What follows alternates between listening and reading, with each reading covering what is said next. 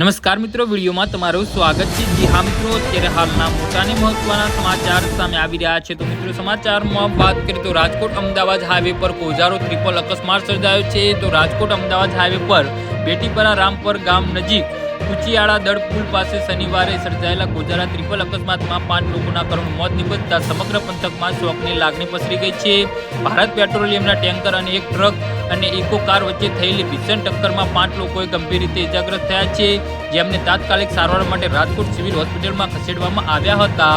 અકસ્માત એટલો ભયાનક હતો કે ઘટના સ્થળે દ્રશ્યો જોઈ લોકો પણ સ્તબ્ધ થઈ ગયા હતા। ગઈકાલે 4 લોકોના મોત થયા બાદ આજે વહેલી સવારમાં રહેલા પ્રકાશ નામના ઇકો ચાલકનું પણ મોત નીપજ્યું હતું। પ્રાપ્ત વિગતો મુજબ ચોટીલાના મૂડી મોવડી ગામના ડાભી અને મેઘાણી પરિવારના સભ્યો કુકડવા જીઆઈડીસીમાં આવેલી બેગ બનાવતી ફેક્ટરીમાં નોકરી કરતા હતા। રોજની જેમ તેઓ પોતાની ફરજ પૂર્ણ કરીને ઇકો કાર મારફતે પોતાના ગામ પરત ફરી રહ્યા હતા। આ દરમિયાન બેટીપરા રામપર ગામ નજીક પહોંચતા જ ઇકો કાર અને ટ્રક અને ભારત પેટ્રોલિયમ ટેન્કર વચ્ચે ગંભીર અકસ્માત સર્જાયો હતો। અકસ્માતની ટક્કર એટલી જોરદાર હતી કે ઇકો કારનો કચ્ચર ઘાણ નીકળી ગયો હતો અને તેમાં સવાર લોકો અંદર જ ફસાઈ ગયા હતા। જી હા મિત્રો, તો આ વિશે તમારું શું કહેવું છે તો નીચે અમારી કમેન્ટ બોક્સમાં જરૂરથી જણાવજો અને અમારી યુટ્યુબ ચેનલને સબસ્ક્રાઇબ કરવાની ભૂલતા નહીં। ધન્યવાદ।